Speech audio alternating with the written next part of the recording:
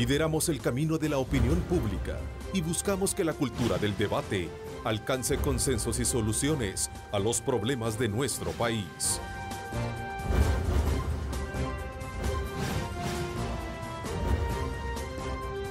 Diálogo con Ernesto López.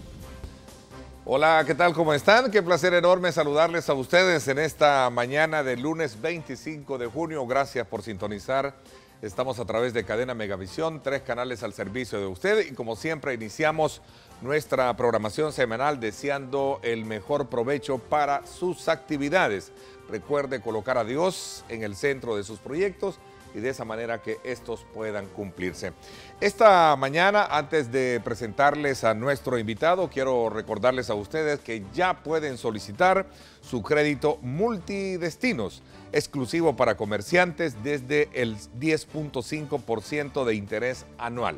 Promoción por tiempo limitado, la invitación te la hace Coop 1 porque juntos somos uno. Hoy en el programa conversaremos con el presidente de la Asamblea Legislativa, el doctor Norman Quijano, sobre los últimos acontecimientos que marcan el trabajo legislativo en función de la política de austeridad y también de la actividad que el Partido Arena realizó ayer, es decir, una asamblea general extraordinaria en las que se dieron el poder y el aval respectivo para que este instituto político pueda crear de cara a las próximas elecciones del 2019 alianzas políticas o coaliciones con otros institutos del país. Así es que desde ya pues es un tema que vamos a tener con nuestro invitado y quiero darle la más cordial bienvenida, doctor. ¿Cómo está? Qué gusto tenerlo acá en el programa. Muchas gracias, Ernesto, por invitarme. Es un gusto estar en tu programa y saludar a la amable audiencia. Bueno, a propósito, el día de ayer una convención extraordinaria llevó a su partido a establecer una nueva ruta de trabajo político partidario de cara a lo que serían las próximas elecciones. Aunque no explicó, no se dijo así de manera concreta con cuáles partidos se habían conversado, muchos ya perfilan que el Partido de Concertación Nacional y el Partido Demócrata Cristiano estarían en la lista de posibles partidos que estarían estableciendo coaliciones con el Partido Arena. ¿Cuál es la lectura usted que le da a este nuevo, digamos, escenario que se abre en el marco de lo que sería esta pre-campaña que vamos a tener los salvadoreños y que ya en octubre estaríamos prácticamente copados de ella, doctor? Sí. Bueno, mira, Neto, estatutariamente la Asamblea General es la máxima autoridad del partido. Siempre se acostumbra que cuando vamos a un evento electoral, la Asamblea autoriza, porque eso es lo que dicen los estatutos, a la dirigencia para buscar acercamientos con otros actores políticos, que tampoco pueden ser no solamente actores políticos, pueden ser otras organizaciones de la sociedad civil. Pero desde el punto de vista eminente partidario, la Asamblea autoriza al COENA iniciar esos acercamientos, buscando una proyección a futuro de no solamente programática en cuanto a una visión, a un programa de gobierno, a la articulación de un gobierno, diría pues de nuestro partido, sino que de cara a darle respuesta a los ciudadanos, qué es lo que el ciudadano espera de nuestro partido y cómo nos ve también ante posibles alianzas, es decir, por eso es de que se consulta a la ciudadanía, no solamente eso, sino que también sirvió para ratificar a Carlos Calleja como nuestro candidato presidencial. Ya estamos prácticamente en la recta final, sí. Estamos prácticamente a 7 meses, diría yo, no mucho, porque diciembre casi no se cuenta, Neto. Así es que estamos preparados para ese evento que va a darnos un nuevo gobierno, un nuevo presidente de la República y Dios mediante vamos a salir bien. ¿Cómo se ve Arena estableciendo este tipo de alianzas, no solo con los partidos, sino también con otros sectores que seguramente están circunscritos más a la, digamos, a la población, con la ciudadanía en general? Pues yo no sé si son alianzas o son coaliciones en lo que vamos a terminar. Acuérdate que la coalición es la que se inscribe en el Tribunal Supremo Electoral y es la que permite sumar los votos de las banderas, ¿verdad? La alianza es otro arreglo, diría yo, de otra naturaleza que también se apoyan ambos institutos políticos y cada quien suma sus votos para su propia bandera. Yo creo que la coyuntura se presta para que realmente los actores políticos tomemos esto con toda la responsabilidad. La crítica situación del país, los últimos escándalos que se generan en temas de corrupción, todo este estado de cosas de un país que tiene una infinita capacidad, diría yo, de autodestrucción, porque no hemos salido de un escándalo y estamos metidos en el siguiente. Yo creo que hace ver que los actores políticos veamos esto con, diría yo, con mucha responsabilidad, pero al mismo tiempo con mucha preocupación. El descrédito de la clase política no se puede ignorar, es algo que yo lo he mencionado siempre, que me ha llevado a tomar medidas que no hubiera querido tomar en mi condición de presidente de un órgano del Estado, pero que es importante empezar a dar un giro, un punto de inflexión y decir hasta aquí las cosas han venido en esta forma y aspiramos a mejorar. Es imposible pretender cambiar todo un estado de cosas que se han vuelto costumbre y que han sido lesivas para la imagen de los actores políticos, pero yo creo que por algo hay que empezar y yo creo que lo estamos haciendo bien. Obviamente van a haber resistencias y en el caso de la presidencial esto será muy importante también porque en la medida que un partido político no retoma lucha de calle, porque nosotros nunca hemos sido un partido de lucha callejera como el FMLN, pero sí un partido sólido, defensor de principios, de la estabilidad del país. Siempre hemos sido un partido de profunda raigambre democrática, que se vincula internacionalmente con gobiernos democráticos, que rechaza las tiranías, de que tiene dentro de sus miembros, no precisamente solo la militancia, sino que simpatizantes a las personas más capaces para poder resolver los graves problemas que el país tiene. Y esto nos hace pues llevar a actuar con responsabilidad y plantear una, diría yo, plataforma programática que pueda cautivar a los salvadoreños. Vamos a necesitar de 1,5 millones de salvadoreños que nos depositen la confianza y eso no es fácil obtenerlo. Así es que estamos enfrentando un verdadero reto. El ciudadano conservador, particularmente el ciudadano conservador, nos ve como la única, diría yo, alternativa de realmente darle rumbo democrático a este país. Entonces no debemos de defraudar ni vamos a defraudar a nuestro electorado. A ver, este escenario de autorización, de aval otorgado no solo para legitimar la candidatura presidencial de Carlos Callejas el día de ayer, sino que también el poder dar el aval respectivo para conformar coaliciones con otros institutos políticos, doctor. Este escenario es ir abriendo también la puerta por construir la candidatura a la vicepresidencia. ¿Cómo ve usted esa figura que es un componente vital en términos de competitividad de lo que viene? Bueno, mira, cuando tú entras a una mesa de negociación no debes de ir con posiciones inflexibles, ¿verdad? Debes ir dispuesto a dialogar, a concertar y a adquirir compromisos. Yo no soy parte de esas negociaciones que entiendo está teniendo la alta dirigencia del partido, pero tiene el aval, pues ayer se ha dado el aval estatutario que es tan indispensable. Es importante en este tema la transparencia, es importante lo que nuestro presidente decía ayer, hacer un mea culpa. Si no estamos en el poder es por algo, es porque el ciudadano en un ¿Fue correcto determinado... lo que él dijo? Pedir, claro, yo lo hice en una vez. Pasado. Yo lo hice en una vez y recibí un mar de críticas, ¿verdad? Que uno es el que pone la cara, uno es el que anda buscando a los ciudadanos en el cantón, en el caserío, en la comunidad. Uno es el que anda llevando el mensaje. Somos nosotros los voceros, los portavoces del partido. Y cuando un funcionario público no tiene el mejor desempeño, pues hombre, uno tiene que tener la entereza, la valentía la humildad de decir, hombre, nos equivocamos. Yo admiré mucho eso de Mariano Rajoy. Al final a Mariano Rajoy le costó, pues, el voto de censura en el Congreso de los Diputados, le costó entregar la presidencia a Pedro Sánchez. Pero no obstante, él en lo personal nunca había sido acusado. Sí habían casos Bárcenas, habían muchos casos de corrupción en el Partido Popular.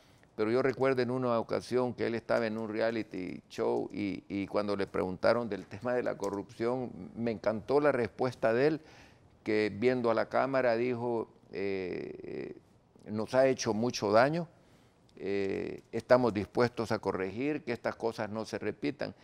Todos los partidos políticos, Ernesto, son el vehículo que el ciudadano usa para aspirar a un cargo público. Así lo establece la ley de partidos políticos, con la excepción que dio la sala de que permitió los diputados no partidarios, en una resolución a lo mejor que puede ser cuestionada, no sé. Lo cierto es de que ese es el vehículo en que nosotros nos subimos, y ese vehículo debe de tener buenas llantas, debe tener suficiente combustible, debe tener buena imagen, ¿verdad? No debe estar todo abollado, tiene que ser un vehículo que genere, como te diría yo, pues confianza que vas a subirte en ese vehículo y vas a llegar a un destino que debe de ser advertido por el ciudadano, no a un destino incierto ni remoto, sino que debe ser advertido por el ciudadano. Y es el que se sube a ese vehículo el responsable de tener buena conducta, de en base a principios y valores, tener una vida ordenada, diría yo, si querés, disipada, en el sentido de no estar en medio del escarnio de la sociedad ni el escándalo público, sino que tu conducta sea pues la más ética desde el ángulo que te quieran ver, porque los políticos siempre vamos a estar siempre en vitrina, y desde cualquier ángulo nos van a ver y desde cualquier ángulo nos van a criticar, a veces justamente, a veces injustamente. Entonces, esos son los partidos, y nosotros estamos obligados a tener una conducta que haga que nuestro partido vaya siempre con fuerza, con buena expectativa, y no tener una conducta que al final pues terminamos pagando los platos rotos todos. A ver, usted dice no estar muy convencido de esas negociaciones que podría establecer su partido de cara a las próximas presidenciales, o no estar de acuerdo con las mismas. Entonces, no he dicho eso. No, okay, quizás me ha entendido mal, okay. Quizás me ha entendido porque que no he dicho... comparte o no comparte, le entendí decir. De no, que lo que te decía es que no soy parte, no soy parte, no he participado pues en esas negociaciones. Qué bueno que me ha hecho esa aclaración, sí, no. Que era que no estaba de acuerdo con eso. No, al contrario, el partido tiene toda la facultad, no es la primera vez que lo haremos. Yo siempre dije... ¿Es correcto entonces lo que se está proyectando? Establecer alianzas, coaliciones con los partidos. ¿Es lo mejor el PCN para hacerlo? Bueno, allí ya es cuestión de percepción ciudadana, ¿verdad? El PCN ha sido un partido, bueno, que gobernó por muchísimo tiempo el país, que tiene obviamente sólidos valores democráticos, que está también metido, diría yo, en la retina del ciudadano, porque es un partido de larga tradición. Entonces, igual la democracia cristiana, que ha tenido también sus vaivenes, ¿verdad? Y que ha llegado a un momento que parece ser que está resurgiendo de nuevo la democracia cristiana, ha pasado de 1 a 3 diputados, y eso como que lleva esperanza a los demócratas cristianos de corazón, ¿verdad? Entonces, te digo, yo considero que siempre es posible establecer este tipo de acercamientos. Yo siempre los reclamé en su momento, que no solamente deberíamos de buscar esto en una presidencial, siempre dije yo que lo debíamos de buscar también para los gobiernos locales. Es importante conquistar territorio importante, que nos permita tener presencia en todo ese municipio, en todo ese territorio, llevar proyectos, llevar obras. Nuestra presencia es importante. Sin embargo, la dirigencia del partido, desde aquellos tiempos, de la época del doctor Calderón Sol, que Dios en gloria lo tenga, que hizo una coalición, me recuerdo, para llegar la primera vez a la alcaldía de San Salvador allá por 1988. Había quedado un poco, diría yo, reacio a buscar acercamientos. Te repito, yo soy partidario de ese tipo de acercamientos. Lo importante es, la política se ejerce para gobernar. Tú competís para ganar. Y para ganar, para poder llevar tu visión, ganar para poder desarrollar un gobierno en base en lo que tú crees, en lo que tú piensas, en lo que tú tienes tus posibilidades de llevar al ciudadano. Es decir, nadie compite para perder.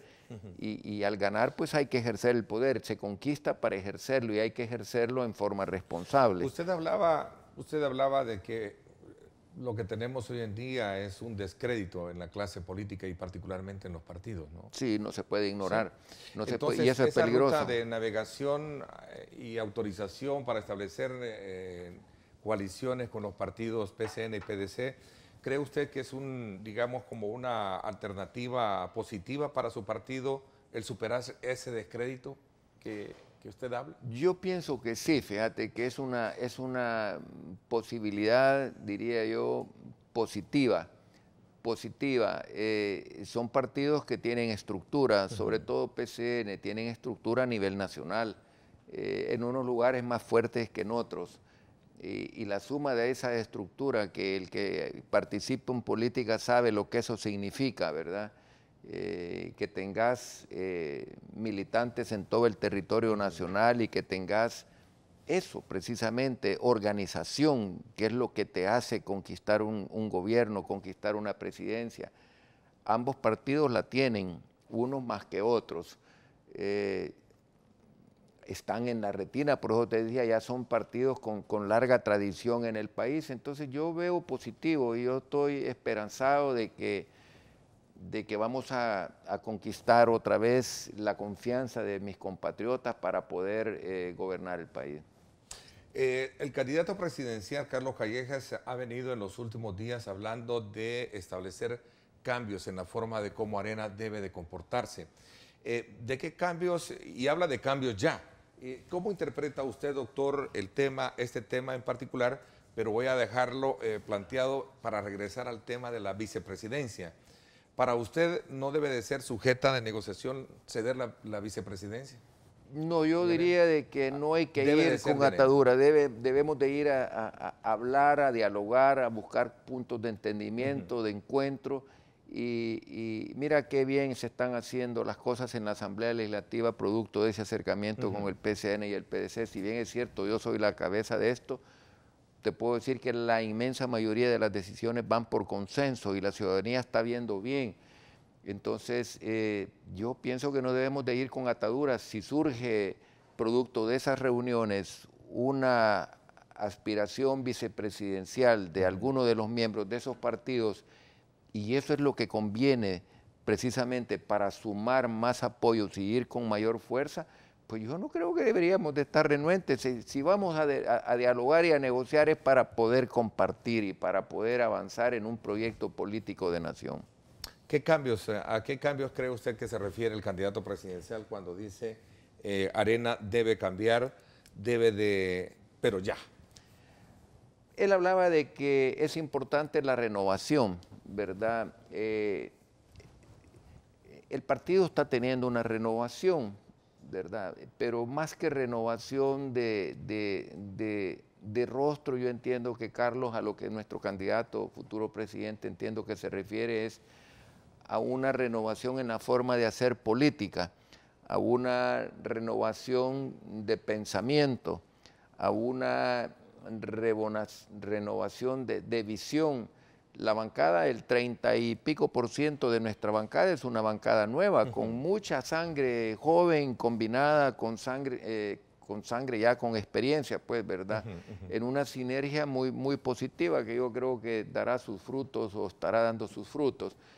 Pero eso es lo importante, los partidos siempre tienen que estar dispuestos a renovarse, eso es algo que no lo puedes detener, es algo natural en la existencia del ser humano. Todo tiende a renovarse, todo tiende a cambiarse, pero debe de ser para bien, en el sentido de capitalizar las experiencias que puedas capitalizar del pasado, pero también con una visión de futuro modernista, progresista, que te permita calar hondo en el subconsciente de mis compatriotas. Okay, entonces, si se quiere competir fuerte para las próximas elecciones, ¿esa vicepresidencia sí debe de estar en concordancia o abierta para poder acceder a los partidos? Eso que dijiste al final, abierta para poder dialogar y buscar el mejor entendimiento posible y a ver qué surge. Eso sí, el tiempo apremia. ¿Usted no estaría interesado, sabiendo de que es un hombre que tiene un capital político electoral muy fuerte, es un hombre el más votado en las últimas elecciones? ¿Norman Quijano no se ve en una vicepresidencia para fortalecer esa candidatura? Fíjate que yo agradezco, porque ya varias veces que me lo preguntan, Ernesto, yo estoy centrado en el esfuerzo. Yo no creí que iba a encontrar una situación con una crisis financiera como la que tiene la Asamblea Legislativa, y estoy combinando el trabajo legislativo con el trabajo administrativo financiero. Eso me tiene sumamente ocupado. Estoy haciendo lo que a mí me corresponde para tratar de cambiar esa imagen de un órgano que ha estado ciertamente muy debilitado en cuanto a credibilidad, que es la Asamblea Legislativa. Y yo me alegro de que ya hayan ciudadanos que me dicen: mire, doctor, lo felicito, les digo de que esto no solamente, y lo reitero, esto es producto en su mayoría, por ejemplo, el famoso ese decreto transitorio de retiro voluntario, 69 diputados votó el FMLN. Sí, ya vamos a hablar de eso en el siguiente entonces te digo, bloque. yo dije no consenso, yo dije consenso, austeridad y transparencia. Okay, sí, por el momento estoy demasiado ocupado para querer estar pensando en otras cosas. Va a decir el ciudadano: bueno, este nunca está contento en ninguna parte. Yo estoy contento con la labor que estamos desempeñando y quisiera llegar al fin de esta labor. Ya vendrán otras personas. Okay, cerrando este análisis político electoral de los partidos, esta semana también que pasó, conocimos la intención del exalcalde Nayib Bukele por correr por una candidatura presidencial por medio del partido Cambio Democrático o en alianza con Cambio Democrático. ¿Qué piensa usted al respecto, doctor?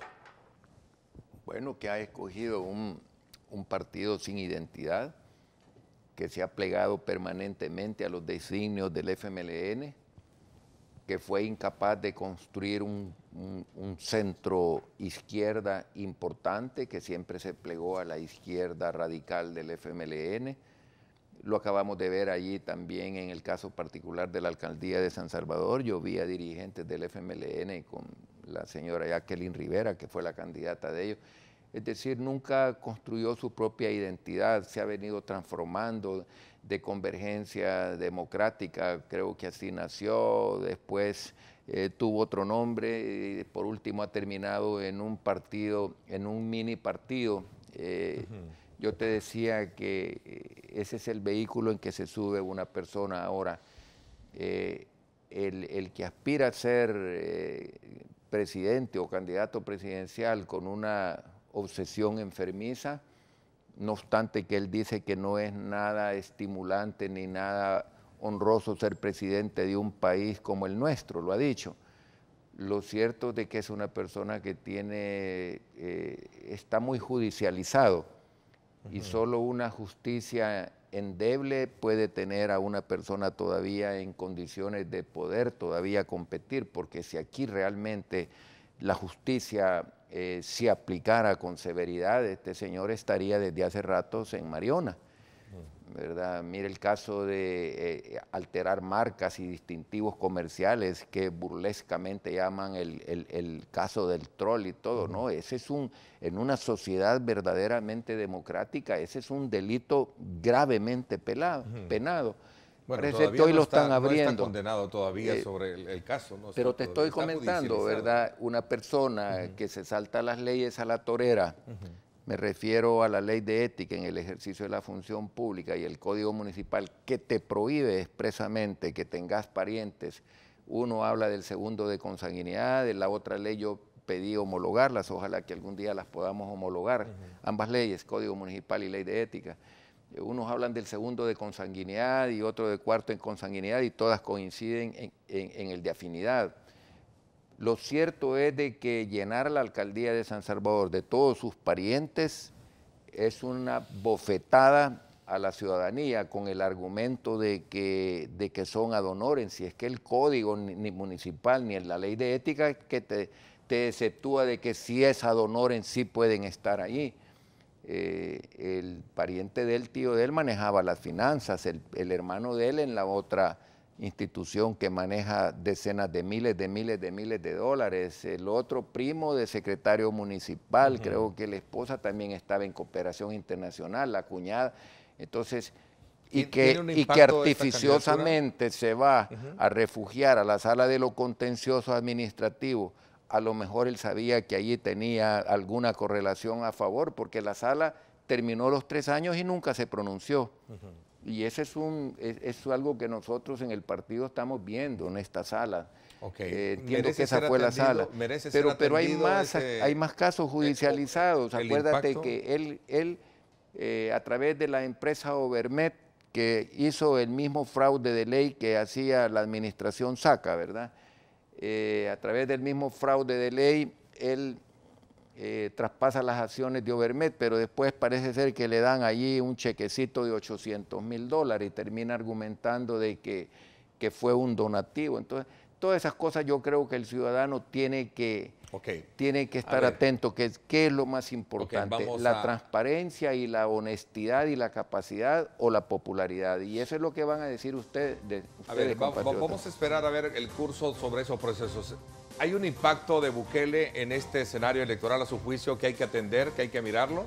Sobre todo por la lógica de, digamos, de aceptación que por lo menos se logra ver en redes sociales. Bueno, es que los salvadoreños a veces se dejan impresionar, ¿verdad?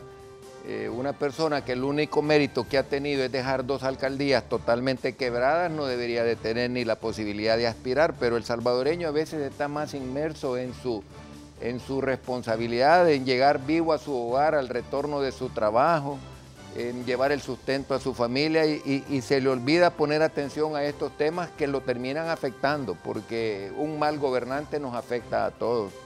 Ok, voy a hacer una pausa comercial. Cuando regresemos vamos a conversar precisamente sobre este nuevo decreto transitorio. Vamos a irnos ahora a la Asamblea Legislativa después de repasar el clima electoral en el país y particularmente lo que sucedió el día de ayer, donde hubo una Asamblea General extraordinaria del Partido de Arena, en la que se avaló la participación en las elecciones presidenciales y poder conformar coaliciones con otros institutos políticos. También el partido FMLN tuvo de por sí su asamblea en la que también se hicieron iguales consideraciones. Vamos a irnos a una pausa, el PCN también la tuvo, nos vamos a la pausa. Cuando regresemos vamos a hablar precisamente del trabajo legislativo.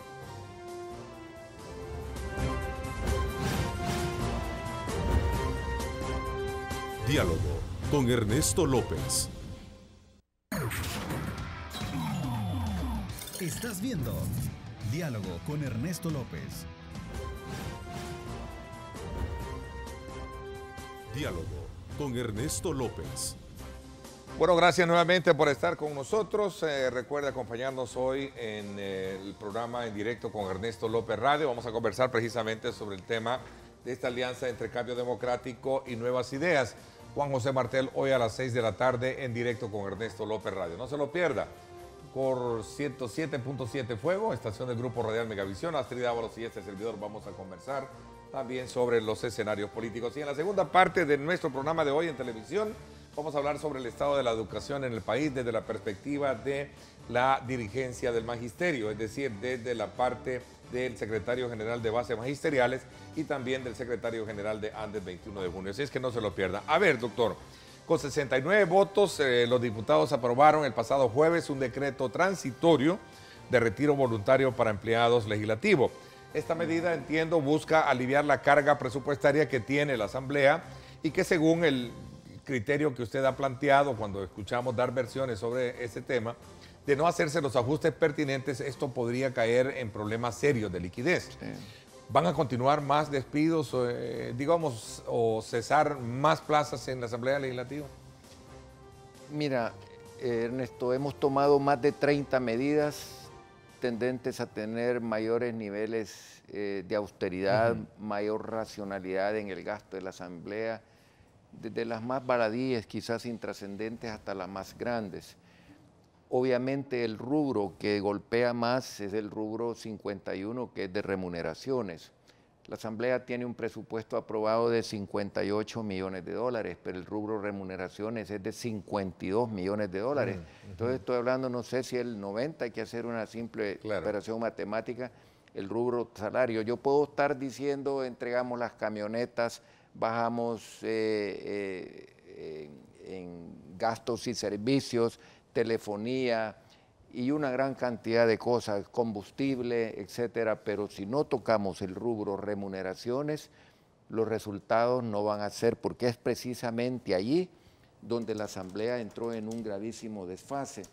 La Asamblea en el 2008 tenía, ya te digo cuántos empleados, la Asamblea en el 2008 tenía un promedio de 800 empleados, y pasó a tener de 58 millones que hoy tenemos, en ese momento teníamos un presupuesto realmente muy exiguo que rondaba quizás los 13, 14 millones de dólares. Entonces el rubro de remuneraciones se vino creciendo, no encuentro la documentación, creciendo desproporcionadamente a tal grado de que llegó a afectar prácticamente, incluso diría yo, hasta la operatividad de la Asamblea, en el sentido de que si dejamos de pagar salarios y dejamos de pagar los gastos que la institución tiene, pues hombre, vamos a entrar en una verdadera crisis, que es lo que nosotros hemos estado tratando de evitar y corregir.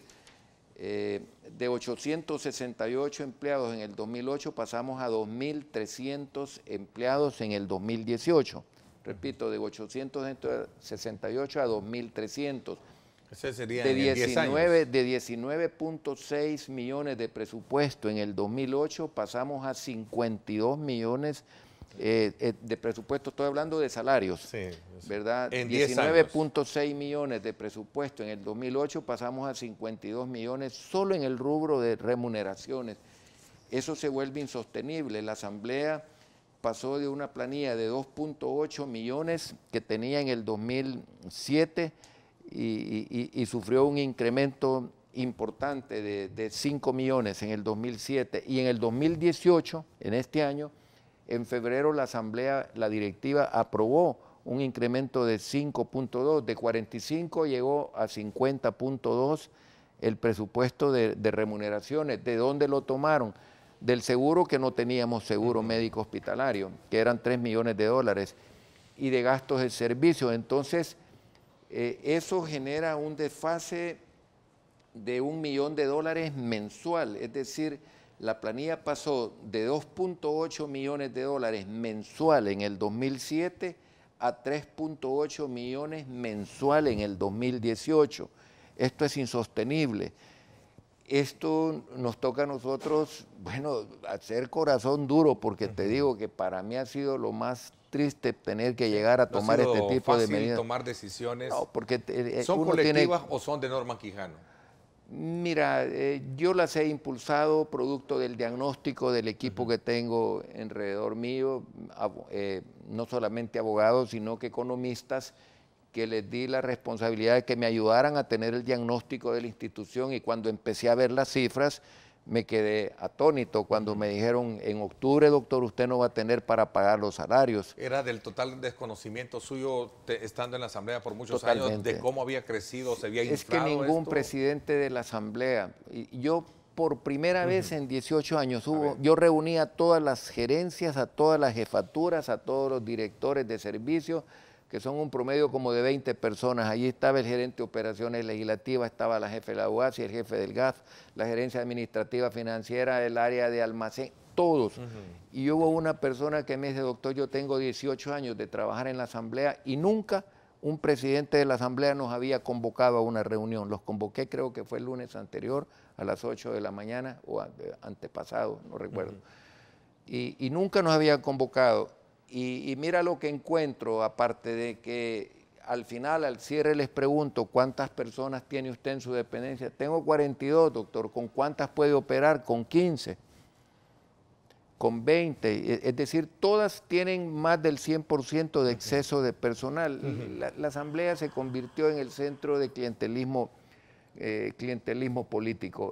Y eso se vuelve... Tanto es así que... No, por supuesto, pero no solamente eso, sino que también una grave fuente de corrupción que poco a poco vamos a ir nosotros. Me corrobora usted esta información que decía Raúl Beltrán Bonilla, de que hay una persona viviendo en el extranjero y que desde el extranjero cobra $3,000?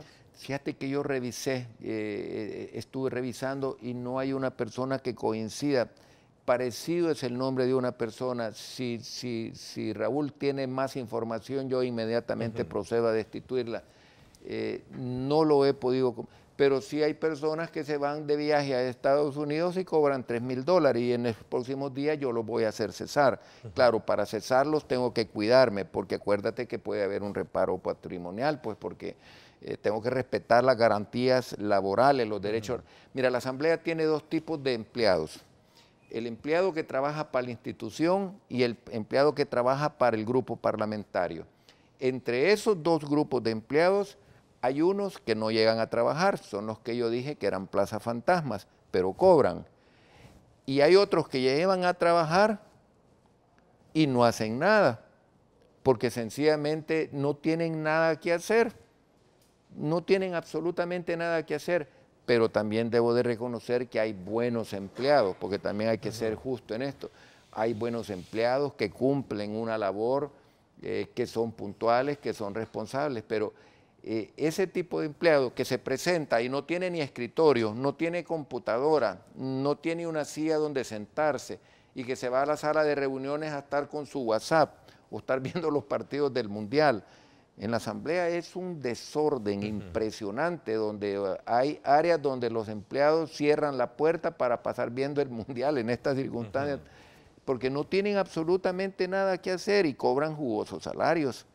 Cobran jugosos salarios, claro, esto le genera antipatía a este servidor. Claro. Pero yo en año y medio voy a hacer un enorme esfuerzo por corregir este tipo de cosas, porque esto no puede seguir así y todas estas decisiones las estoy haciendo del conocimiento de la Junta Directiva, donde tengo el acompañamiento. Mira, aquí tengo algo, para que veas algo. Hablando de boletos, porque ahora salió una nota en un matutino que no está actualizada. Que empezaron a licitar ya. Vaya, mira, yo no sé si va a ser posible. Mira, en enero. Boletos aéreos, perdón. En boletos no se gastó en enero, pero en viáticos se gastó 51,000. El total de enero es boletos y viáticos 51,400 y pico. Aquí está. Febrero, boletos 45,000, viáticos 13,000, total 58,000 y pico ahí, ¿verdad? Marzo, 34,000 boletos, 38,000 viáticos, 72,000.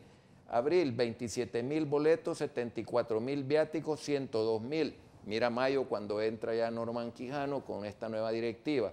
Boletos 6,700, ¿va?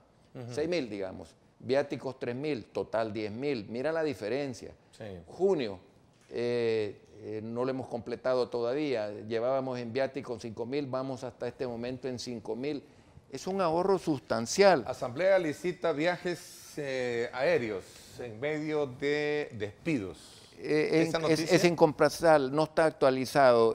Nos iban a presentar un informe de la UASI, nos entretuvimos con el tema del retiro voluntario y el tema de las sedes y no lo pudimos abordar. Te digo, estamos negociando el contrato de telefonía que era de 200 y pico de mil a bajarlo hasta donde podamos, si es posible a la mitad. El gasto de combustible eran $230,000 al año, lo hemos bajado a 110,000. 20,000 para ornamentar el Salón Azul en sección solemne, dijimos techo 10,000. estamos bajando considerablemente los costos, pero todo esto no se ve muy reflejado, porque te repito, el rubro más grande es el de remuneraciones. Yo puedo llegar hasta no darle agua a los diputados. Bueno, estamos investigando. El y caso, ahí vamos a tomar del decisiones. diputado Reyes, jefe de fracción de su partido, ¿cuál es el estado y en qué se encuentra? Bueno, Pregunta mira, alguien acá. yo te quiero decir una cosa. El diputado, como todo empleado público, tiene derecho a tener una vacación de 5 días remunerada. Claro, por supuesto. El error de Carlos fue que él puso de 11 al 15 con gastos pagados, es decir, los 5 derechos que le daba la ley. Mejor hubiera dicho de tal día sin salario y todo, la hubiera redactado en mejor forma. Ese tema está superado, él ha dado las explicaciones del caso. Él no cobró ni un tan solo centavo de la Asamblea Legislativa, él se fue con sus propios recursos, él no cobró ni 5 de viáticos, ni 5 de boleto, pidió permiso los 5 días que quería que se le dieran con salario porque eran los que la ley del servicio civil le da, ¿verdad? Y eso lo tiene todo empleado público. Después de 5 días que ya disfrutaste en el año, pagado ya el sexto, ya te lo descuentan. Sí. Entonces, yo creo que ese caso se exacerbó, Hay un subjefe de fracción que es excelente diputado, Julio Fabián, que hizo un excelente papel en la ausencia de Carlos. Y yo entiendo que es el descrédito en general de la clase política lo que lo llevó a Carlos sufrir un embate, a mi juicio, muy grosero y muy injusto, a mi juicio. Y me gusta decir las cosas por su nombre. Y alguien dirá, Norman se está desgastando. Yo cuando tengo que decir una cosa la digo con entereza, con valentía. Él, allí lo tratan en un video que han subido, este criminal.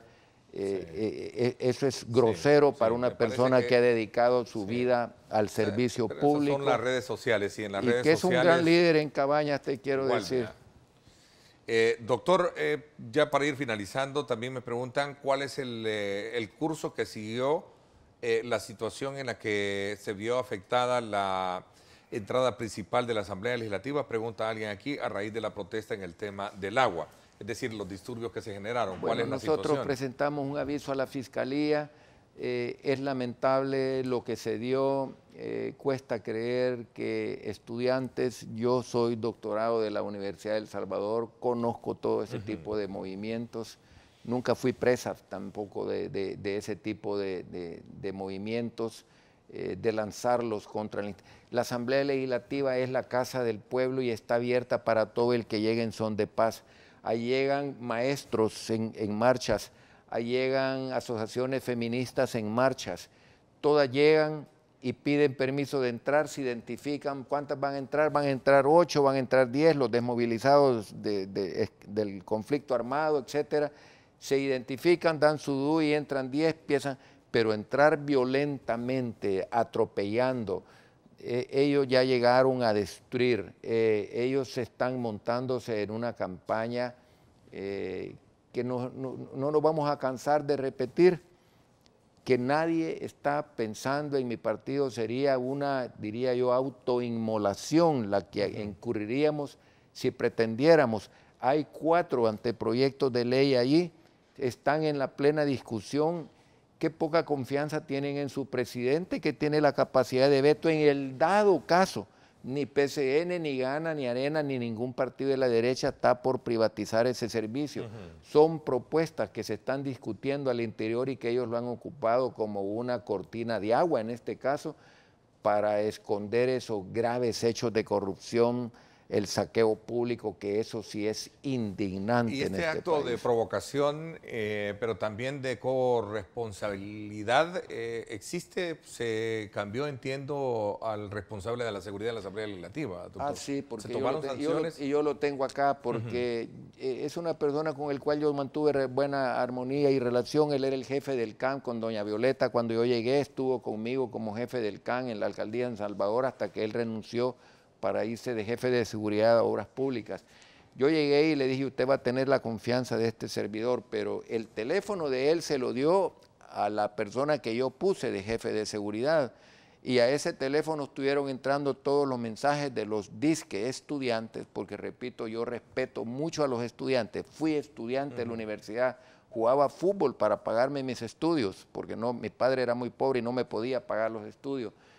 Y tengo cientos de compañeros con los que nos doctoramos o nos conocimos en las distintas carreras de la universidad. Pero estas personas que llegan con mochilas cargadas de piedras, porque no hay una piedra en los alrededores de la Asamblea Legislativa, llegan con mochilas, con unos sendos garrotes, con una punta afilada que eufemísticamente le llaman lápices, pero que esas armas lanzadas en una forma atropellante como lo hicieron, pudieron haber ocasionado una víctima mortal. La seguridad de la Asamblea respondió como tenía que responder, tratando de impedir que entraran violentamente como al final lo lograron. A Dios gracias, pues no hubo nada que, bueno, una víctima de un camarógrafo, por cierto, creo que fue el que salió herido. Bueno, doctor, el tiempo se me fue. Quiero agradecerle el que me haya acompañado en esta primera parte del programa y pudiésemos haber hecho una lectura sobre el escenario político electoral que se avecina y cómo se ve su partido en ello. Ahora que ya tiene el aval para establecer coaliciones y estudiar también el otro entorno en el que obviamente deberá operativizarse la campaña. Hablamos también de este tema. ¿Van a continuar más medidas drásticas? Sí, bueno, hemos decidido de que las sedes departamentales, aquí tengo el listado, ¿verdad? Que tienen un total de 229 empleados, se va a reducir considerablemente. Hay sedes que tienen 23, 25 empleados y cada sede no va a quedar con no más de 10 empleados. Y adiós salarios de $3.500 por no hacer nada, la verdad, por no hacer nada. Vamos a regular todo eso. Gracias, doctor Don Manquillano, por haberme acompañado. En la segunda parte vamos a hablar precisamente sobre una evaluación desde la mirada magisterial sobre la formación educativa del país. Recordemos que el pasado viernes se celebró el Día del Maestro y la Maestra. Así es que nos vamos a la pausa y regresamos.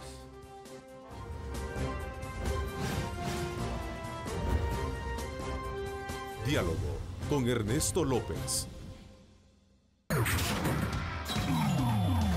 Estás viendo Diálogo con Ernesto López. Diálogo con Ernesto López. Bueno, gracias nuevamente por estar con nosotros. Como siempre, agradecemos a Dios Todopoderoso por darnos ese privilegio de poder ingresar hasta la intimidad de sus hogares. Aprovecho saludar cordialmente a dos dirigentes del gremio magisterial. Me refiero al licenciado Paz Etino, maestro y secretario general de Bases Magisteriales. Gracias por acompañarnos. Muchas gracias, buen día Ernesto y un gusto estar con usted. También me acompaña el licenciado Israel Montano, secretario general de Andes 21 de junio. Gracias también por acompañarnos, Israel. Gracias, Ernesto. Un saludo para todo el Magisterio Nacional. A ver, ¿cómo recibe la celebración de la semana pasada que tuvimos al gremio de docentes? Hay una serie de actividades que aprovechó también el ministerio y qué bueno resaltarlo. Voy a comenzar primero hablando precisamente de esa buena iniciativa de crear lo que sería el Instituto de Formación de Maestros. El instituto aparece como una necesidad, decía en una entrevista reciente al ministro de Educación, pues es una de las deficiencias en la formación de docentes que no ha logrado de alguna manera llenarse como tal. ¿Cuál es la expectativa que ustedes tienen con relación a este Instituto de Formación Nacional de Formación Docente? Bueno, yo creo que voy a iniciar saludando a los maestros y a las maestras de todo el país. Tal como usted lo expresa, para bases magisteriales creo que hay muy poco que celebrar. Pero por el punto con el cual inicia sobre la creación del Instituto de Formación Docente, es que en realidad, Ernesto, desde que se cerraron las escuelas normales, aquí hubo un problema en cuanto a la formación docente. Aquí la formación docente ha estado a expensas de las universidades privadas, del mercado. Entonces aquí se tiene una cantidad de maestros formados que no llenan las expectativas que pudo haber tenido una formación como es como una especie de fraude, porque usted le alberga esperanzas a un maestro o una maestra que va a trabajar pronto y ahí lo tiene. Hay maestros que tiene 15, 20 años esperando. No es la primera vez que escucho decir de que uno de los más grandes errores históricos Exactamente. en la educación en este país fue haber cerrado las escuelas normales. Cuando se cierran las escuelas normales, entonces se deja a la deriva la formación docente, se forman maestros sin mayor tino de qué es lo que se necesita, cuánto se necesitan, en qué zonas geográficas del país. Por eso es que las organizaciones, y especialmente mi organización, tiene años de venir planteando a los funcionarios del Ministerio de Educación la necesidad de regular la formación inicial docente. Y nosotros creemos que si el Instituto de Formación Docente va en esa línea de regular la formación inicial docente, bienvenido sea. Ha sido una exigencia que traemos desde hace mucho tiempo. Entonces, creería que comenzamos bien entonces. No, es que en ese sentido, es que eso es necesario. Pero hay otra realidad que vamos a hablar y que me parece que es muy interesante acotarla en este lugar, ¿no? Y es la realidad propia que vive el maestro también. Correcto. Pero ese es otro punto. Pero hablemos un poco de la formación, porque es vital. En corto, mediano o largo plazo, el problema de la productividad, el problema de la generación de nuevos valores educativos pasa por el tema de la formación. Claro, es que se busca cualificar el recurso humano que va a atender a los niños y a las niñas, adolescentes. Entonces, ¿qué necesitamos entonces? Una institucionalidad, ¿vea?, que penda del ente rector, Ministerio de Educación, que regule la cuantía de maestros que van a estarse formando, la especialidad en las que se necesitan. Porque ahorita, yo no quiero asustar a algunos maestros, pero hay algunas especialidades, por ejemplo, parvularia, la especialidad de parvularia, la especialidad de estudios sociales. Yo le garantizo, Ernesto, que aquí hay maestros que si logran un espacio en esas especialidades, van a tener suerte. O sea, hay demasiada oferta para tan poca demanda en esas especialidades. Entonces, ¿qué se requiere? Que el ente rector tome cartas en el asunto y que ordene esta formación. Una muy buena introducción. Veamos entonces qué piensa antes del 21 de junio, cómo recibe la celebración el gremio. Gracias, Neto. También quiero aprovechar para saludar a todo el Magisterio Nacional, porque este viernes celebramos el Día del Maestro. Nosotros conmemoramos 53 años de historia el jueves 21 de junio. Quiero aprovechar también para saludarte a ti, agradecer el espacio que nos das, saludar aquí a mi colega que estamos en este foro. Pienso que es la oportunidad que tenemos para externarle al pueblo salvadoreño y al magisterio la visión que tenemos sobre estos proyectos que a la larga son muy importantes. El Infod, para nosotros lo respaldamos desde el inicio de su creación.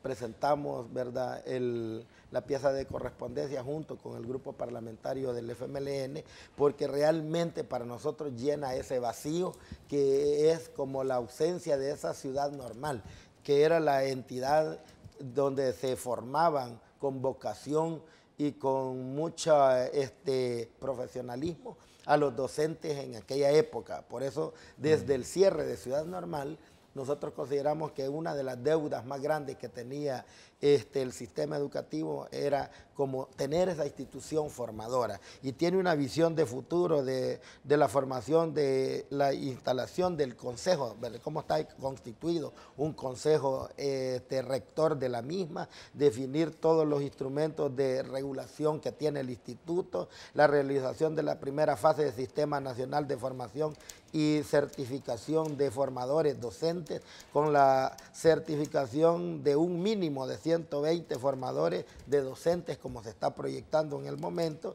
la implementación de la agenda de investigación educativa del instituto, el establecimiento de 5 convenios de cooperación académica y científica con instituciones internacionales. Bueno, hay muchos elementos que tiene como proyecciones el Infod. Pero para Andes 21 de junio es la institución que va a resarcir aquellos, llamémosles, aquel engaño que en el pasado ha habido, ¿verdad?, de compañeros que han tenido capacitaciones, 1, 2 y hasta 3 años de formación en el Ministerio de Educación sin tener una certificación, es decir, un título, algo que lo acredite al maestro que realmente se ha capacitado. Es como hay todavía reclamos de maestros que dicen: a nosotros nos han tenido 2 años en formación, pero no nos dan más que un papelito, un diploma. Entonces el instituto certificará, dará ya un título, y para nosotros eso realmente es como el sueño que los maestros y maestras que hemos estado organizados en Andes 21 hemos venido insistiendo. Así es que no nos queda otra alternativa, hay que felicitar esta iniciativa a las autoridades porque se implemente de la mejor manera, y en el momento que se constituya ese instituto, ese Consejo Superior Directivo, pues esperamos participar en el proceso y también ser parte de esa administración. A ver, siempre he dicho que la labor del maestro y la maestra es una labor abnegada, pero lastimosamente en el tiempo no solo se ha visto golpeada precisamente por todo el tema de la reivindicación y del reconocimiento a esa labor que realiza, sino que también por otros factores adversos o otros factores externos. Hablamos de la inseguridad y otros aspectos que golpean fuertemente. A ver, qué bueno por la educación en el país, la entrada el otro año, el otro año, el Instituto Nacional de Formación Docente, pero en honor al tiempo me gustaría que veamos o ver el otro lado de la moneda. ¿Bajo qué condiciones el maestro o la maestra desarrolla esa labor abnegada? Voy a hacer una pausa y regreso con ustedes para que entremos un poco para ver en qué condiciones, cómo los encuentra, porque obviamente a la base de cualquier otro nivel de exigencia de formación también hay que ver que también el maestro y las condiciones en las que trabaja. Vamos a hablar de esto cuando volvamos. Son las 7 de la mañana con 33 minutos. Saludos muy cordiales a usted que nos sintoniza a través de Megavisión Go. Estamos también a través de nuestras páginas en Facebook. Búsquenos y compártala con sus contactos para poder interactuar con ustedes.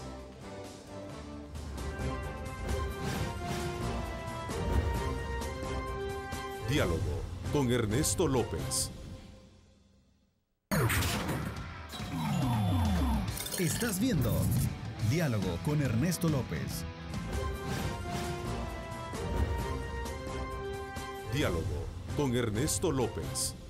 Gracias nuevamente por estar con nosotros. Paz Etino, secretario general de Bases Magisteriales, Israel Montano, secretario general de Andes 21 de junio, conversando esta mañana sobre la formulación de una política de educación que sea valedera y acorde a lo que realmente se requiere como país. Hablamos en particular del lanzamiento de este Instituto Nacional de Formación de Docentes, y por supuesto también veamos ahora el otro lado de la moneda.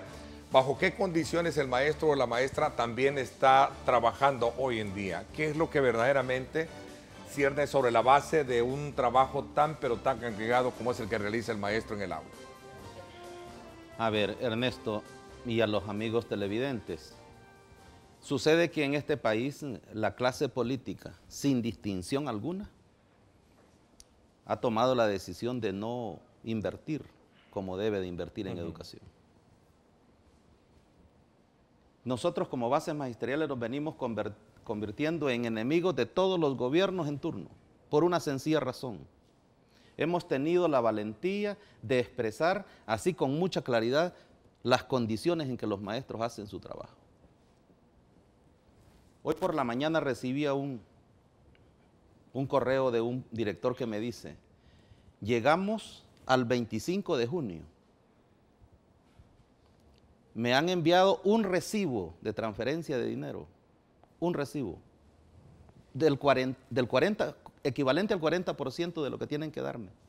Pero cuando voy al banco, está la mitad del dinero.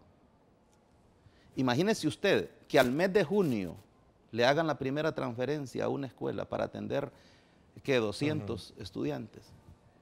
Nosotros hemos venido diciendo, el Estado de El Salvador, independiente del gobierno que esté, descuida la educación de los niños y jóvenes. Ahí De ahí que a los maestros y especialmente a los directores, sucede que hoy el mejor director es el que tiene aquel que anda haciendo gestión, autogestión y es capaz de sostener la escuela casi por sus propios medios, porque el Estado no le da en tiempo los recursos mínimos que requiere el maestro para atender a sus chicos. De las 5,000 y pico de escuelas que existen a nivel de país, Ernesto, un buen porcentaje de esas escuelas están deterioradas, con carencia de servicios. No lo llegan los presupuestos en tiempo. A los maestros nos exigen más de la cuenta, pero no nos dan los elementos mínimos para funcionar. Los tienen en capacitaciones permanentes y qué bueno eso, porque se actualiza el maestro, pero no le ofrecen ningún crédito absolutamente de nada.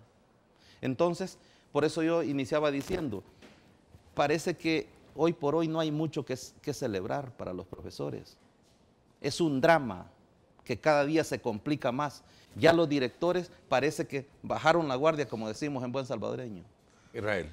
Sí, claro, mira, para antes 21 de junio, es decir, hacer un análisis sobre la situación actual de la educación es bastante complejo con el tiempo, porque no nos alcanza porque necesitamos hacer un ayer, ¿verdad? Un hoy y un mañana, ¿verdad? Hacer esa comparación. En ese contexto nosotros podemos decir que si bien es cierto, hay carencias de dificultades, que el presupuesto escolar no llega a los centros educativos, porque eso es real, ¿verdad? Este presupuesto escolar se divide en dos partes, un presupuesto para salario y uno para operación y funcionamiento, para operaciones y funcionamientos del centro escolar. Entonces, el presupuesto para salario, yo investigué antes de venirme a este programa y realmente está prácticamente solventado, pero sí hay algunas dificultades en el presupuesto de operaciones, tal como lo dice el colega en este momento. Pero nosotros sabemos que para salario, que es lo más sagrado que se le tiene que pagar al maestro que trabaja contratados por el Consejo Directivo Escolar, en este momento está resuelto. Parte muy importante de eso. Luego nosotros consideramos que la situación del profesor cada día ha venido deteriorándose por varias dificultades. Primero, hemos hecho esfuerzos de que haya un incremento en el Producto Interno Bruto, en el presupuesto, el cual no ha habido. Ahora, ¿por qué no hay?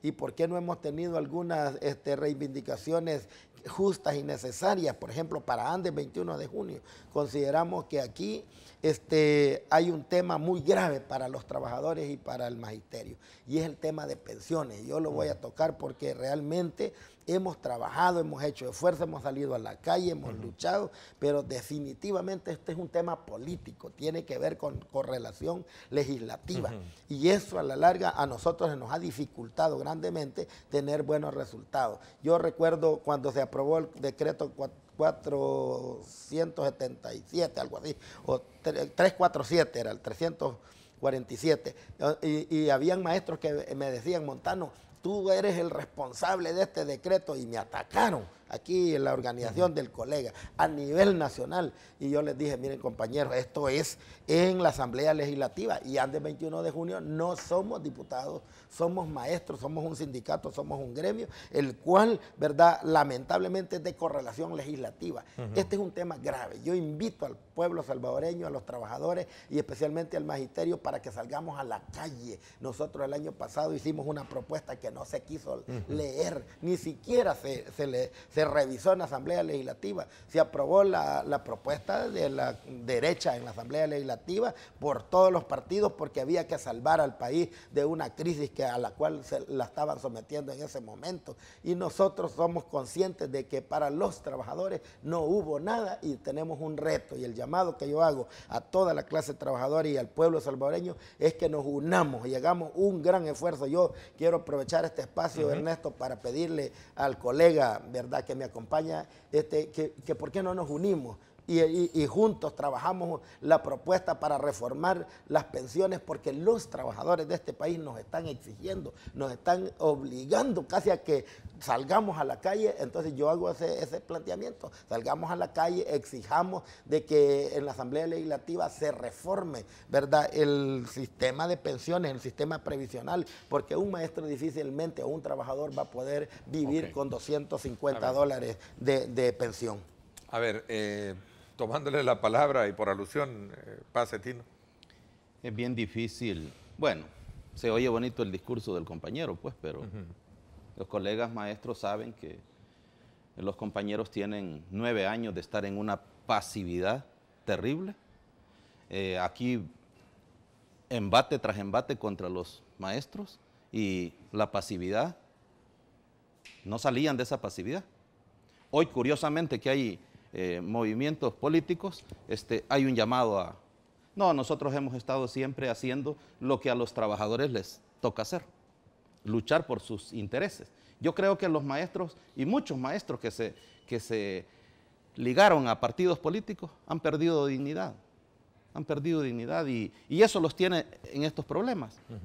Nosotros hemos hecho en el tema de pensiones lo que nos corresponde. Hemos presentado un recurso de inconstitucionalidad a la Sala de lo Constitucional, y aprovecho este medio para pedirles a los 4 magistrados de esa sala. Nosotros hemos admirado la línea jurisprudencial de ustedes en muchas decisiones que les ha tocado resolver.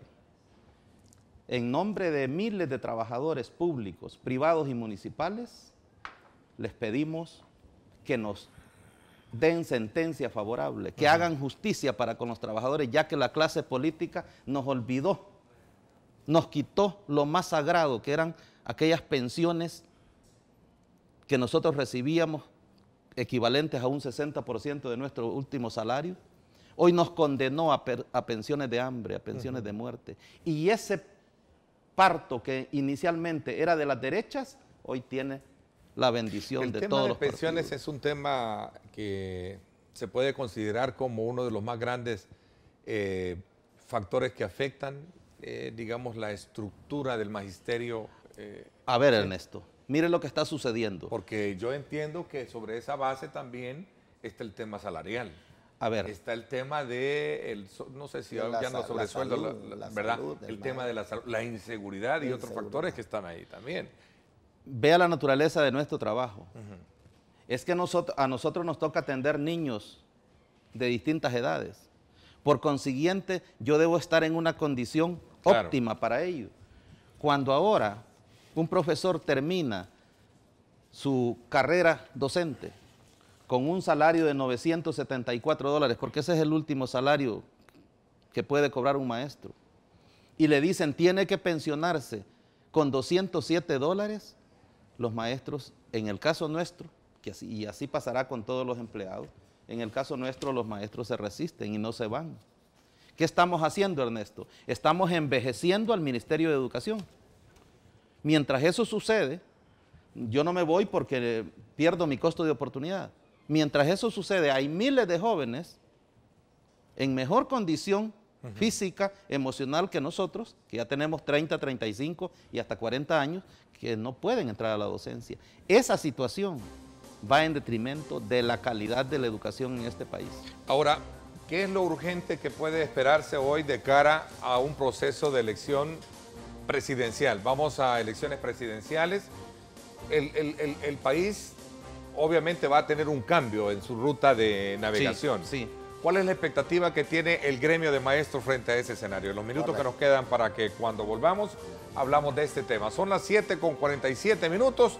Gracias por estar en sintonía de nosotros. Saludos muy cordiales a quienes están, desde luego, activos en las redes sociales participando. Nos interesa conocer la opinión de ustedes. Participen, envíenos sus comentarios.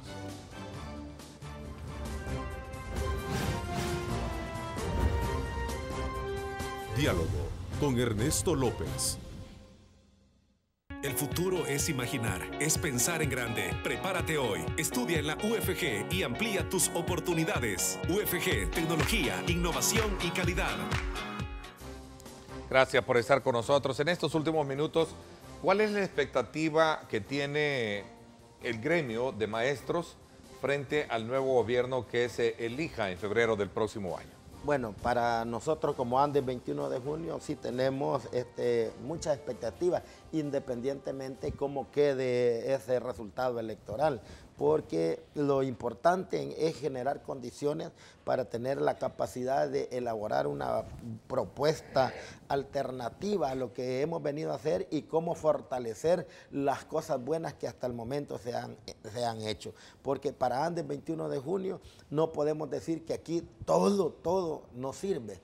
Entonces no viviríamos en El Salvador. Hay muchos elementos que realmente se han implementado en el actual gobierno que se pueden rescatar. Por ejemplo, los programas sociales. Los programas sociales le han servido a la gente.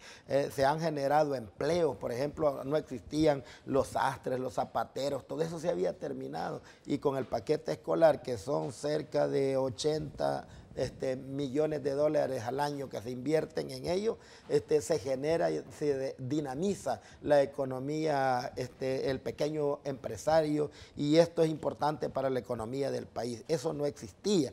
Si la situación del país cambiase, ¿verdad?, esto va a desaparecer.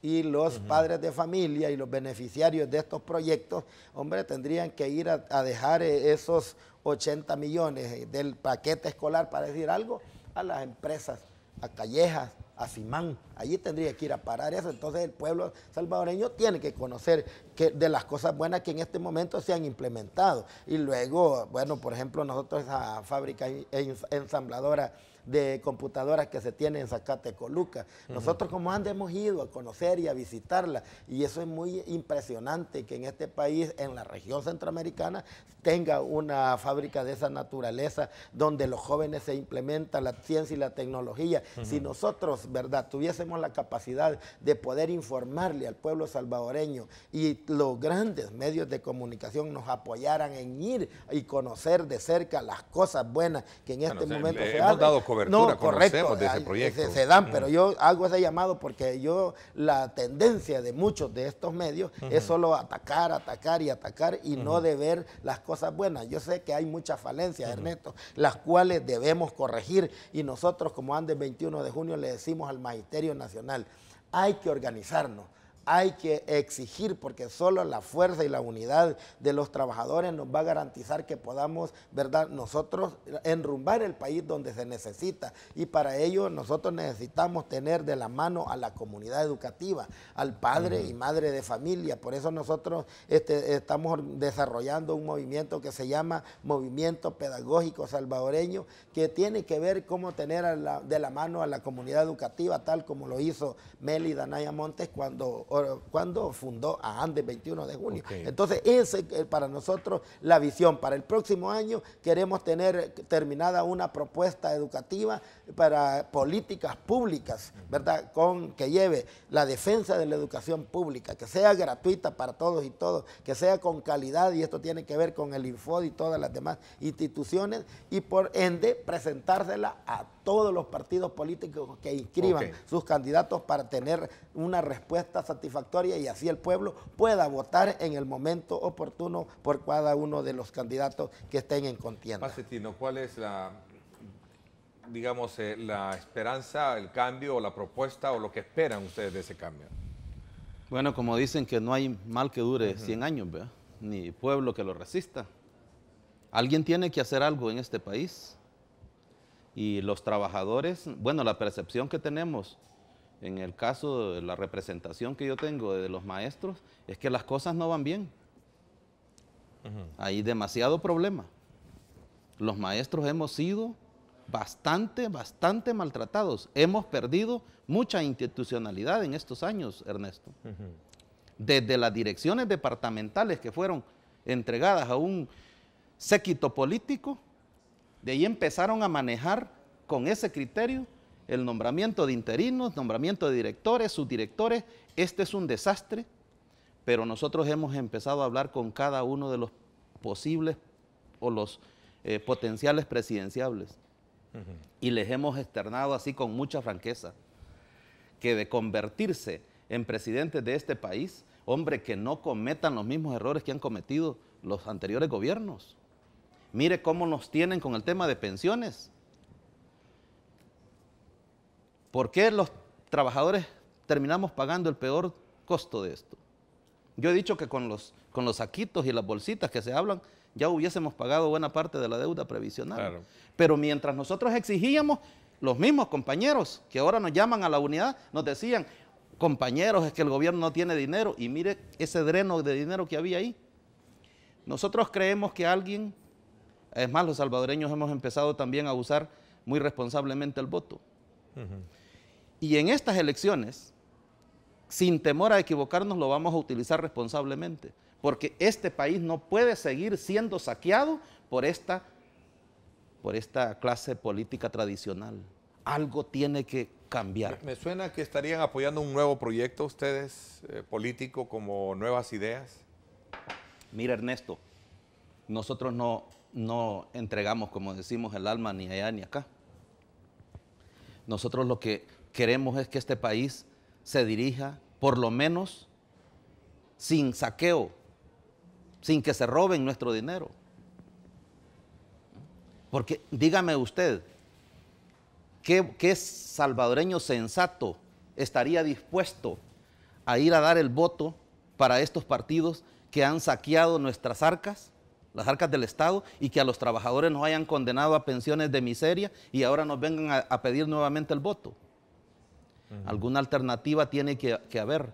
Nosotros, como organización magisterial, nuestra carta estatutaria nos prohíbe meternos en política partidaria, pero eso no quiere decir que no tengamos la valentía para decir las cosas con nombre y apellido. 10 segundos solo para... Sí, claro, primero quiero decirle que aquí es difícil que yo diga que no me voy a meter en cuestiones políticas. Nosotros lo decimos, hemos sido aliados estratégicos del actual gobierno y del FMLN. Así como los compañeros, todas sus piezas, ¿verdad?, van con el Partido Arena a presentarlas, y ellos tienen todo el derecho de estar y respaldar al Partido Arena. Pues nosotros hacemos lo único que a la gente hay que enseñarle, Ernesto, a pensar, porque es necesario nosotros no solamente ir a entregar las cosas, es necesario ser reflexivos, ¿verdad?, y prepararnos, porque el futuro nos llama a unidad, a organizarnos y a exigir, porque el pueblo tiene que hacerse sentir, y esa es nuestra idea en este momento. Gracias, les agradezco que me hayan acompañado para repasar así ligeramente el papel de los maestros en las actuales circunstancias, y qué bueno por esta nueva iniciativa de la creación del Instituto Nacional de Formación de Docentes, que viene a ser un elemento catalizador, normalizador y regularizador de esa loable profesión que es la del maestro.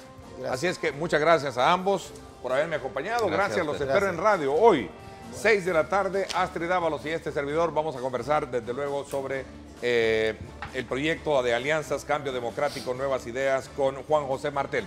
No se lo pierda, 6 de la tarde. Pásenla bien y como siempre recuerden lo más importante, amar a Dios sobre todas las cosas. Lideramos el camino de la opinión pública y buscamos que la cultura del debate alcance consensos y soluciones a los problemas de nuestro país.